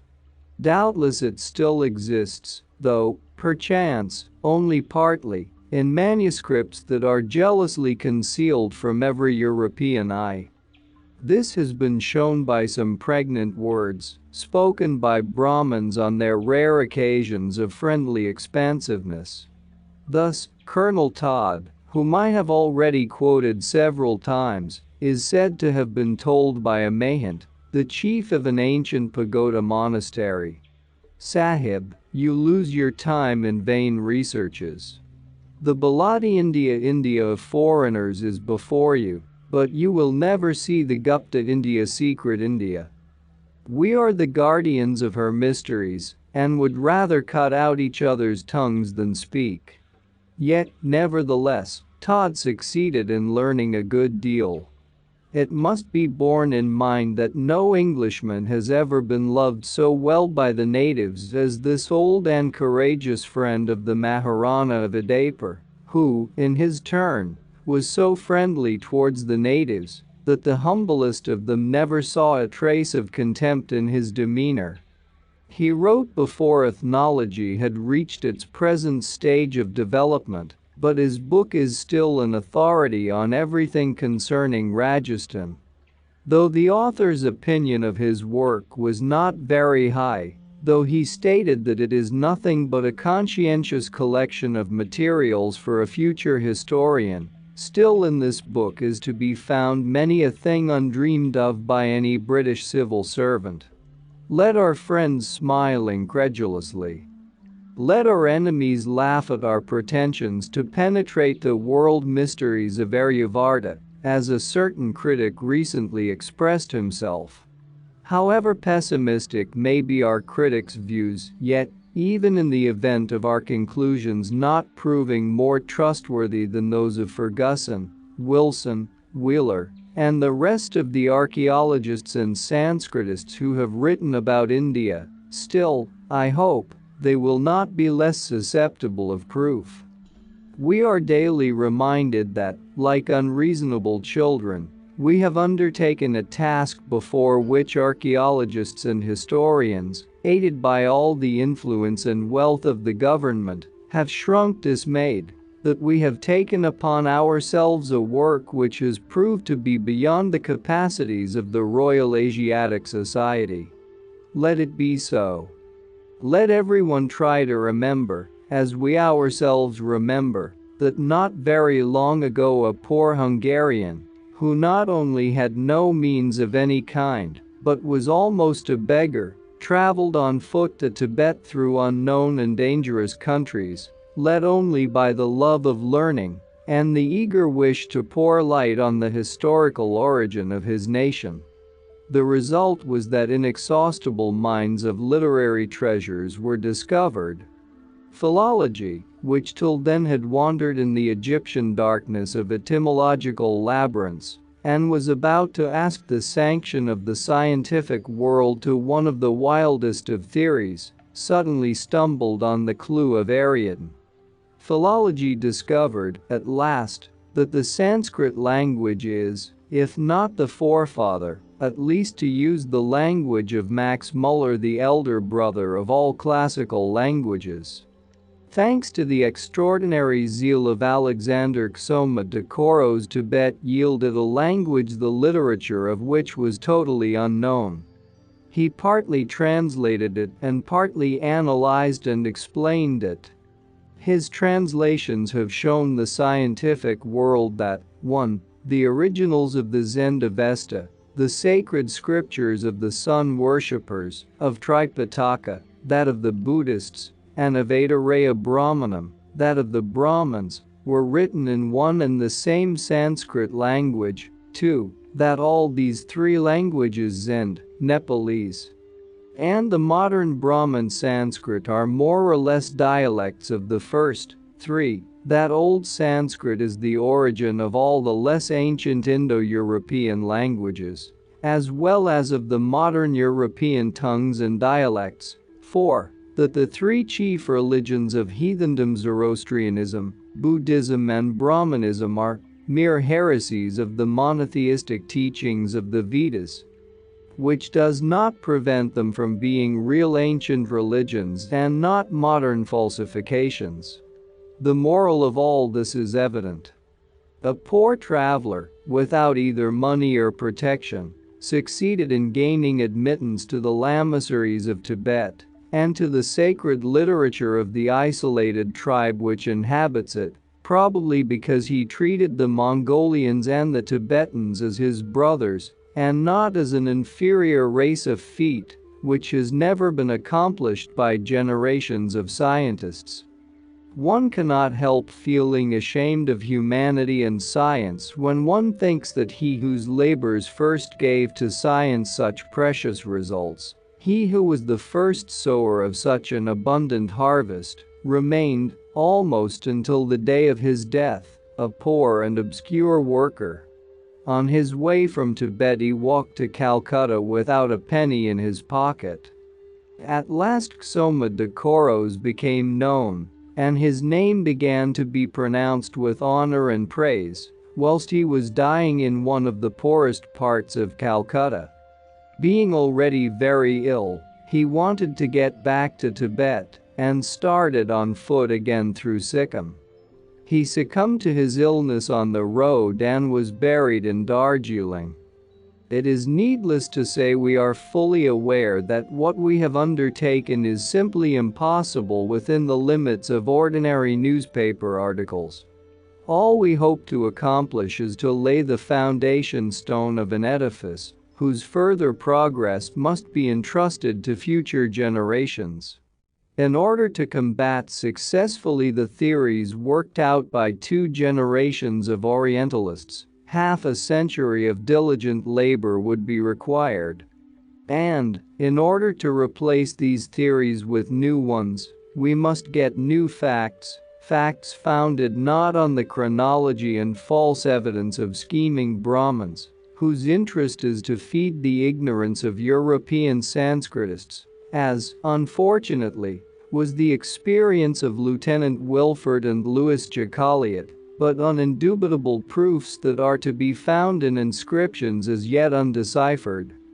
The clue to these inscriptions Europeans do not possess because, as I have already stated, it is guarded in MSS, which are as old as the inscriptions and which are almost out of reach. Even in case our hopes are realized and we obtain this clue, a new difficulty will arise before us. We shall have to begin a systematic refutation, page by page, of many a volume of hypotheses published by the Royal Asiatic Society. A work like this might be accomplished by dozens of tireless, never-resting Sanskritists, a class which, even in India, is almost as rare as white elephants. Thanks to private contributions and the zeal of some educated Hindu patriots, 2 free classes of Sanskrit and Pali had already been opened, one in Bombay by the Theosophical Society, the other in Benares under the presidency of the learned Rama Misra Shastri. In the present year, 1882, the Theosophical Society has, altogether, 14 schools in Ceylon and India. Our heads full of thoughts and plans of this kind, we, that is to say, 1 American, 3 Europeans, and 3 natives, occupied a whole carriage of the Great Indian Peninsular Railroad on our way to Nasik, one of the oldest towns in India, as I have already mentioned, and the most sacred of all in the eyes of the inhabitants of the Western Presidency. Nasik borrowed its name from the Sanskrit word Nasika, which means nose. An epic legend assures us that on this very spot Lakshman, the eldest brother of the deified King Rama, cut off the nose of the giantess Sarpanaka, sister of Ravana, who stole Sita, the Helen of Troy of the Hindus. The train stopped 6 miles from the town, so that we had to finish our journey in 6 2-wheeled gilded chariots, called ekkas, and drawn by bullocks. It was 1 o'clock a.m. But, in spite of the darkness of the hour, the horns of the animals were gilded and adorned with flowers, and brass bangles tinkled on their legs. Our way lay through ravines overgrown with jungle, where, as our drivers hastened to inform us, tigers and other 4-footed misanthropes of the forest played hide and seek. However, we had no opportunity of making the acquaintance of the tigers, but enjoyed instead a concert of a whole community of jackals. They followed us step by step, piercing our ears with shrieks, wild laughter and barking. These animals are annoying, but so cowardly that, though numerous enough to devour, not only all of us, but our gold-horned bullocks too, none of them dared to come nearer than the distance of a few steps. Every time the long whip, our weapon against snakes, alighted on the back of one of them, the whole horde disappeared with unimaginable noise. Nevertheless, The drivers did not dispense with a single one of their superstitious precautions against tigers. They chanted mantras in unison, spread betel over the road as a token of their respect to the Rajas of the forest, and, after every couplet, made the bullocks kneel and bow their heads in honor of the great gods. Needless to say, the eket, as light as a nutshell, threatened each time to fall with its passenger over the horns of the bullocks. We had to endure this agreeable way of traveling for 5 hours under a very dark sky. We reached the Inn of the Pilgrims in the morning at about 6 o'clock. The real cause of Nasik's sacredness, however, is not the mutilated trunk of the giantess, but the situation of the town on the banks of the Godavari, quite close to the sources of this river, which, for some reason or other, are called by the natives Ganga, Ganges. It is to this magic name, probably, that the town owes its numerous magnificent temples and the selectness of the Brahmins who inhabit the banks of the river. Twice a year pilgrims flock here to pray, and on these solemn occasions the number of the visitors exceeds that of the inhabitants, which is only 35,000. Very picturesque, but equally dirty, are the houses of the rich Brahmins built on both sides of the way from the center of the town to the Godavari. A whole forest of narrow pyramidal temples spreads on both sides of the river. All these new pagodas are built on the ruins of those destroyed by the fanaticism of the Mussulmans. A legend informs us that most of them rose from the ashes of the tail of the monkey god Hanuman. Retreating from Lanka, where the wicked Ravana, having anointed the brave hero's tail with some combustible stuff, set it on fire, Hanuman, with a single leap through the air, reached Nasik, his fatherland. And here the noble adornment of the monkey's back, burned almost entirely during the voyage, crumbled into ashes, and from every sacred atom of these ashes, fallen to the ground, there rose a temple. And, indeed, when seen from the mountain, these numberless pagodas, scattered in a most curious disorderly way, look as if they had really been thrown down by handfuls from the sky. Not only the river banks and the surrounding country, but every little island, every rock peeping from the water is covered with temples. And not one of them is destitute of a legend of its own, different versions of which are told by every individual of the Brahmanical community, according to his own taste of course, in the hope of a suitable reward. Here, as everywhere else in India, Brahmins are divided into two sects: worshippers of Shiva and worshippers of Vishnu, and between the two, there is rivalry and warfare centuries old.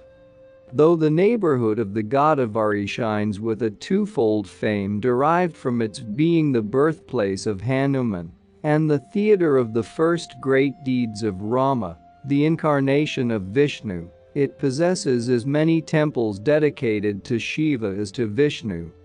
The material of which the pagodas consecrated to Shiva are constructed is black basalt.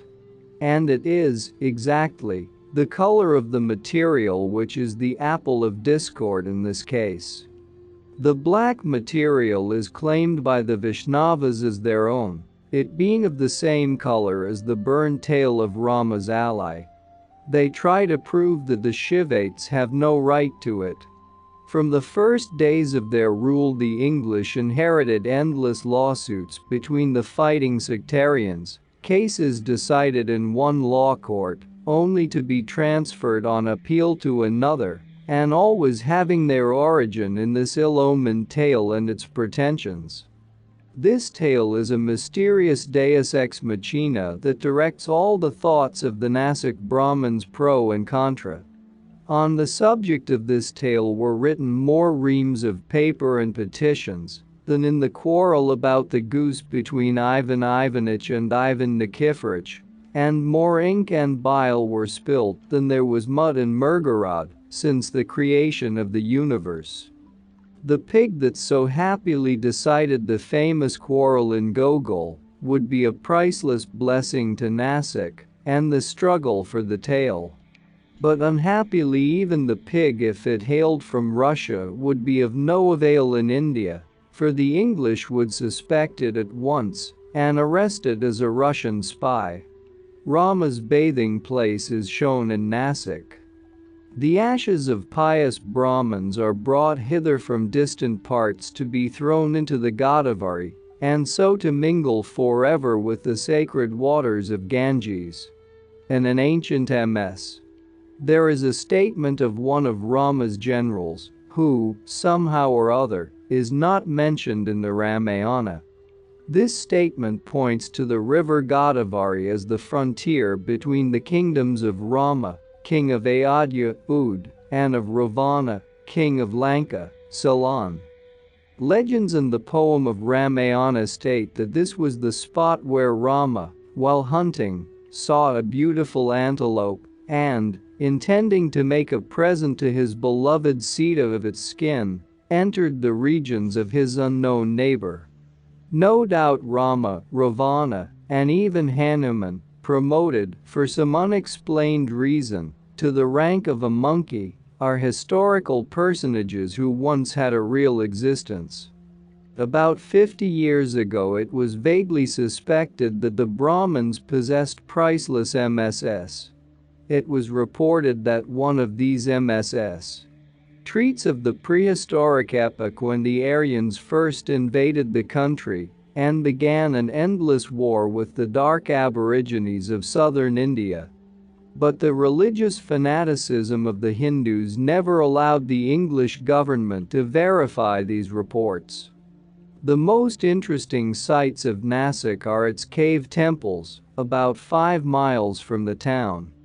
The day before we started thither, I certainly did not dream that a tale would have to play an important part in our visit to Nasik, that, in this case, it would save me, if not from death, at least from disagreeable and perhaps dangerous bruises. This is how it happened. As the difficult task of ascending a steep mountain lay before us, we decided to hire elephants. The best couple in the town was brought before us. Their owner assured us that the Prince of Wales had ridden upon them and was very contented to go there and back and have them in attendance the whole day. In fact, the whole pleasure trip was to cost us 2 rupees for each elephant. Our native friends, accustomed from infancy to this way of riding, were not long in getting on the back of their elephant. They covered him like flies, with no predilection for this or that spot of his vast back. They held on by all kinds of strings and ropes, more with their toes than their fingers, and, on the whole, presented a picture of contentment and comfort. We Europeans had to use the lady elephant, as being the tamer of the two. On her back there were 2 little benches with sloping seats on both sides, and not the slightest prop for our backs.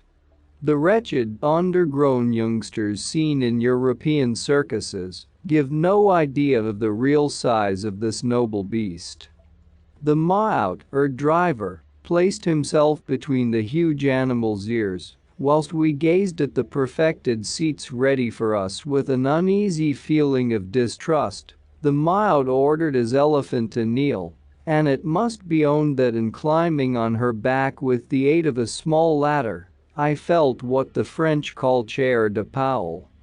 Our she-elephant answered to the poetical name of Chanchali Piri, the active fairy, and really was the most obedient and the merriest of all the representatives of her tribe that I have ever seen.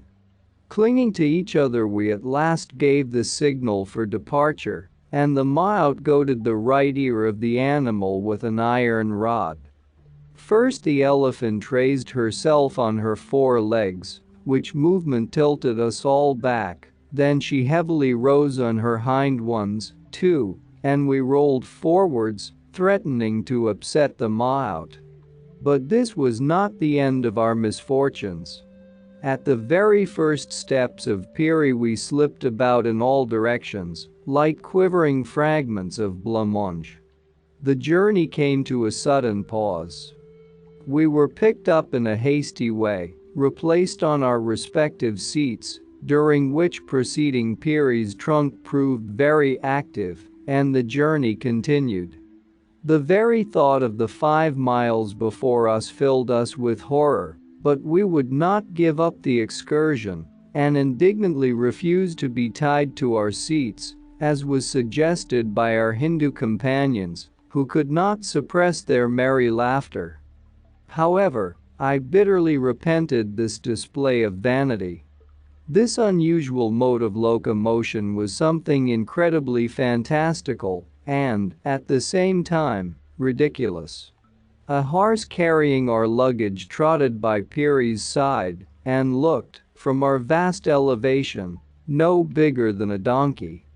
At every mighty step of Piri we had to be prepared for all sorts of unexpected acrobatic feats, while jolted from one side to the other by her swinging gait. This experience, under the scorching sun, unavoidably induced a state of body and mind something between seasickness and a delirious nightmare.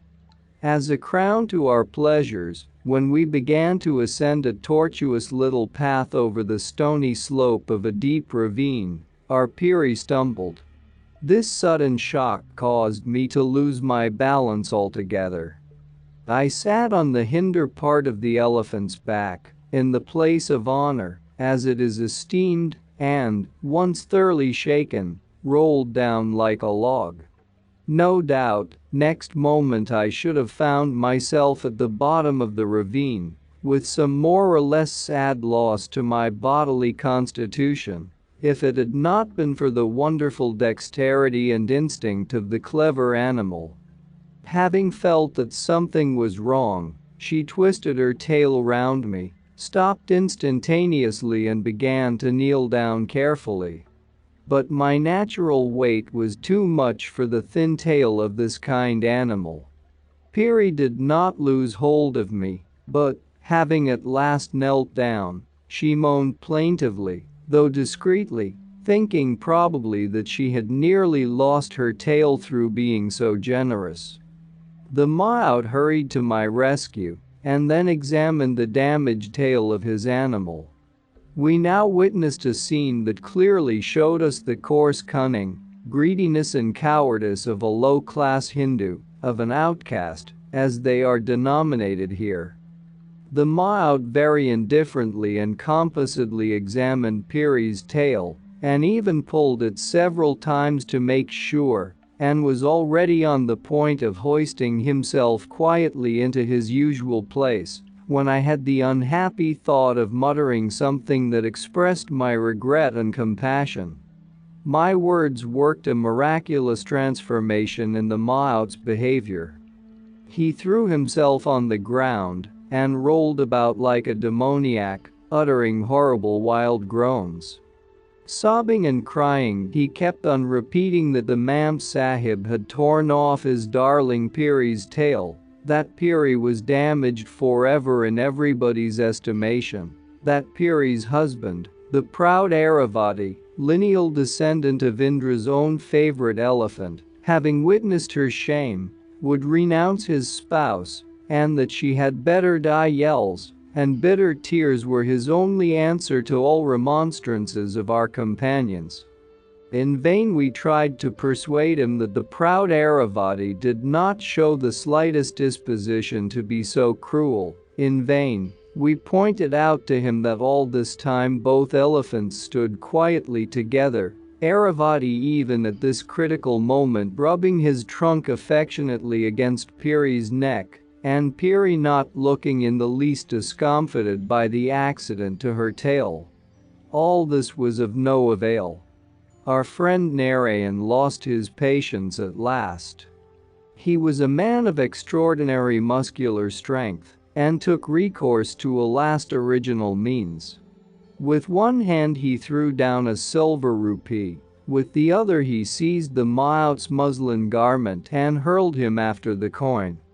Without giving a thought to his bleeding nose, the Mao jumped at the rupee, with the greediness of a wild beast springing upon its prey.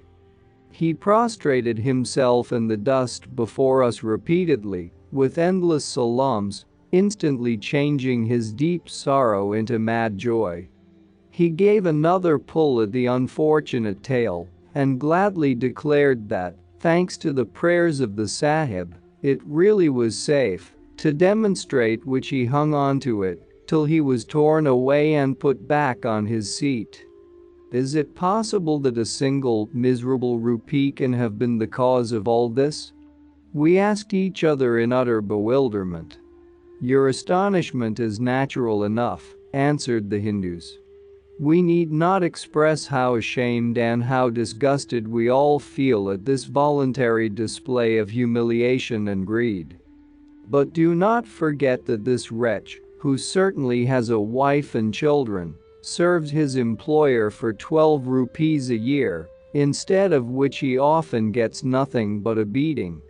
Remember also the long centuries of tyrannical treatment from Brahmins, from fanatical Mussulmans, who regard a Hindu as nothing better than an unclean reptile, and, nowadays, from the average Englishman, and maybe you will pity this wretched caricature of humanity. But the caricature in question evidently felt perfectly happy and not in the least conscious of a humiliation of any kind. Sitting on the roomy forehead of his Piri, he was telling her of his unexpected wealth, reminding her of her divine origin, and ordering her to salute the sahibs with her trunk. Piri, whose spirits had been raised by the gift of a whole stick of sugar cane from me, lifted her trunk backwards and playfully blew into our faces. On the threshold of the Nasik caves we bid goodbye to the modern pygmy India, to the petty things of her everyday life, and to her humiliations. We re-entered the unknown world of India, the great and the mysterious. The main caves of Nasik are excavated in a mountain bearing the name of Pandulina, which points again to the undying, persistent, primeval tradition that ascribes all such buildings to the 5 mythical brothers of prehistoric times. The unanimous opinion of archaeologists esteems these caves more interesting and more important than all the caves of Elephanto and Karli put together. And, nevertheless, is it not strange? With the exception of the learned Dr. Wilson, who, it may be, was a little too fond of forming hasty opinions, no archaeologist has, as yet, made so bold as to decide to what epoch they belong, by whom they were erected, and which of the 3 chief religions of antiquity was the one professed by their mysterious builders. It is evident, however, that those who wrought here did not all belong either to the same generation or to the same sect. The first thing which strikes the attention is the roughness of the primitive work, its huge dimensions, and the decline of the sculpture on the solid walls, whereas the sculpture and carvings of the 6 colossi which prop the chief cave on the 2nd floor are magnificently preserved and very elegant. This circumstance would lead one to think that the work was begun many centuries before it was finished. But when one of the Sanskrit inscriptions of a comparatively recent epoch, on the pedestal of one of the colossi, clearly points to 453 BC as the year of the building. At all events, Barth, Stevenson, Gibson, Reeves, and some other scientists, who being Westerns, can have none of the prejudices proper to the native pundits, have formed this conjecture on the basis of some astronomical data. Besides, the conjunction of the planets stated in the inscription leaves no doubt as to the dates. It must be either 453 BC, or 1734 of our era, or 2640 BC. Which last is impossible, because Buddha and Buddhist monasteries are mentioned in the inscription. I translate some of the most important sentences. To the most perfect and the highest. May this be agreeable to him. The son of King Kshaparata, lord of the Kshatriya tribe and protector of people, the ruler of Dinak, bright as the dawn, sacrifices 100,000 cows that graze on the river Banasa, together with the river, and also the gift of gold by the builder of this holy shelter of gods. The place of the curbing of the Brahman's passions.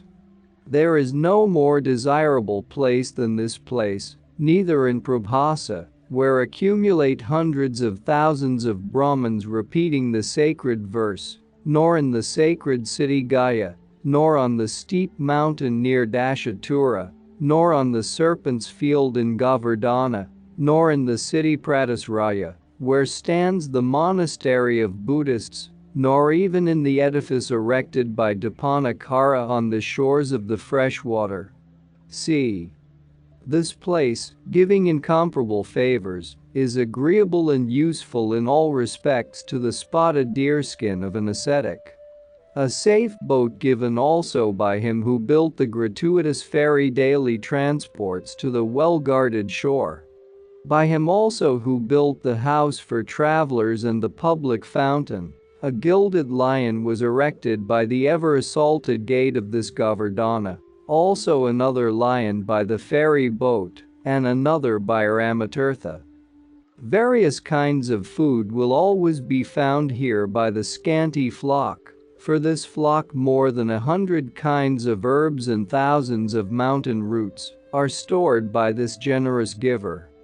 In the same Govardhana, in the luminous mountain, this second cave was dug by the order of the same beneficent person, during the very year when the sun, Shukra and Rahu, much respected by men, were in the full glory of their rise. It was in this year that the gifts were offered.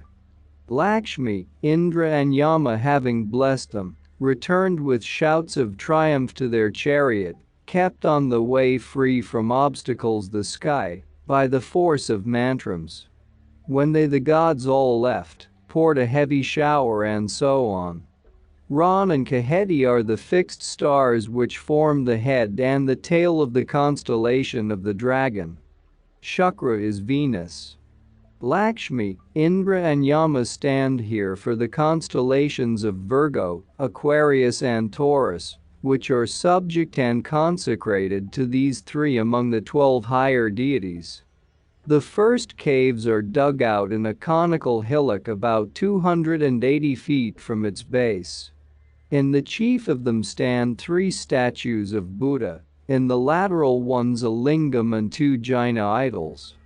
In the top cave there is a statue of Dharma Raja, or Yudhishthira, the eldest of the Pandavas, who is worshipped in a temple erected in his honor, between Pent and Nasik.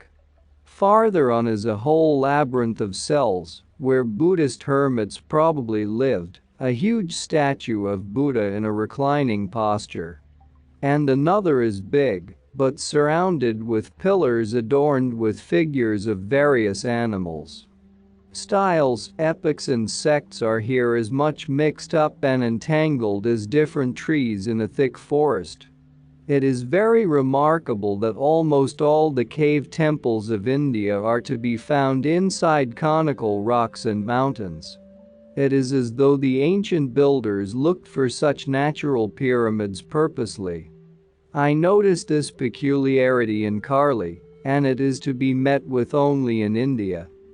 Is it a mere coincidence, or is it one of the rules of the religious architecture of the remote past?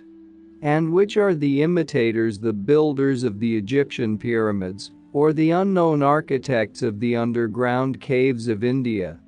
In pyramids as well as in caves, everything seems to be calculated with geometrical exactitude. In neither case are the entrances ever at the bottom, but always at a certain distance from the ground. It is well known that nature does not imitate art, and, as a rule, Art tries to copy certain forms of nature. And if, even in this similarity of the symbols of Egypt and India, nothing is to be found but a coincidence, we shall have to own that coincidences are sometimes very extraordinary. Egypt has borrowed many things from India. We must not forget that nothing is known about the origin of the pharaohs, and that the few facts science has succeeded in discovering, far from contradicting our theory, suggest India as the cradle of the Egyptian race.